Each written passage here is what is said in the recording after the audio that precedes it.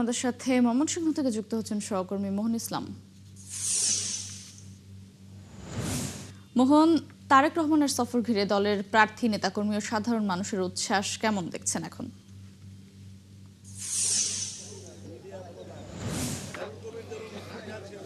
আপনাকেই বলছি, ইন্স্যুরেন্স করলে সিটিতে সুরক্ষা পাবেন নিশ্চিত।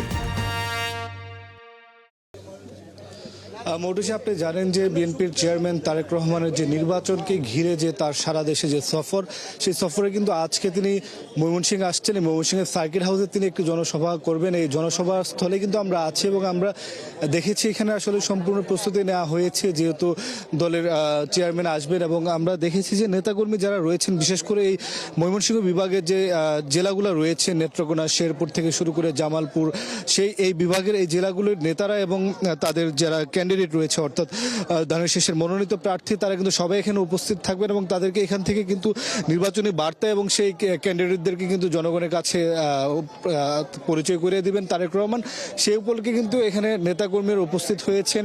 আমরা দেখছি যে এখনো সকাল, যেহেতু দুপুর 2:30টার পরে তাদের এই সমাবেশটি হওয়ার কথা রয়েছে, সেই জায়গায় আসলে তাদের নেতাকর্মীরা এখন পর্যন্ত আপনার যারা আসছেন খণ্ড খণ্ড মিছিল নিয়ে আসা শুরু করেছেন, কিন্তু বেলা গড়িয়ে গেলে আসলে এখানে পুরো মাঠ জুড়ে যারা তাদের দলীয় লোকজন রয়েছে সেটা ভরে যাবে বলে কিন্তু তারা মনে করছে না। এখানে অনেক নেতাকর্মী উপস্থিত হয়েছেন, আমরা তাদের সাথে কথা বলবো, যেহেতু অনেক বছর পর আসলে তারেক রহমান এই ময়মনসিংহের শহরে আসছেন এবং এই এলাকার মানুষের সাথে কথা বলবেন। আমরা যদি তাদের মধ্যে কয়েকজনের সাথে একটু কথা বলি, আপনার থেকে একটু জানি যে আপনি আপনার কোন এলাকা থেকে আসছেন এবং আজকে এখানে কেন এসেছেন, তারেক রহমানের থেকে কি বার্তা চান?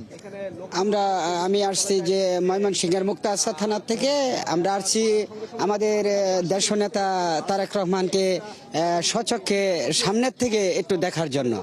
আর তার কাছে আমার আশা যে আমরা দলমত নির্বিশেষে এবং যে কোনো ধর্মীয় নির্বিশেষে দেশটাকে সুন্দরভাবে গড়ে তোলার জন্য যাতে তিনি কাজ করেন। একজনের সাথে একটু কথা বলি, আপনার সাথে একটু কথা বলি যে আপনারা আজকে এই মাঠে এসেছেন, আপনাদের চেয়ারম্যান আসবে, আপনারা কতটুকু উচ্ছ্বসিত বা আনন্দিত? বিসমিল্লাহির রহমানির রহিম। আমাদের দেশনায়ক তারেক রহমান দীর্ঘদিন দেশের বাহিরে ছিল।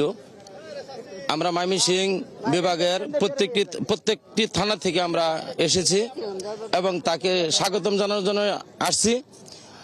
আমার বাড়ি নকরা নালতাবাড়ি, শেরপুর।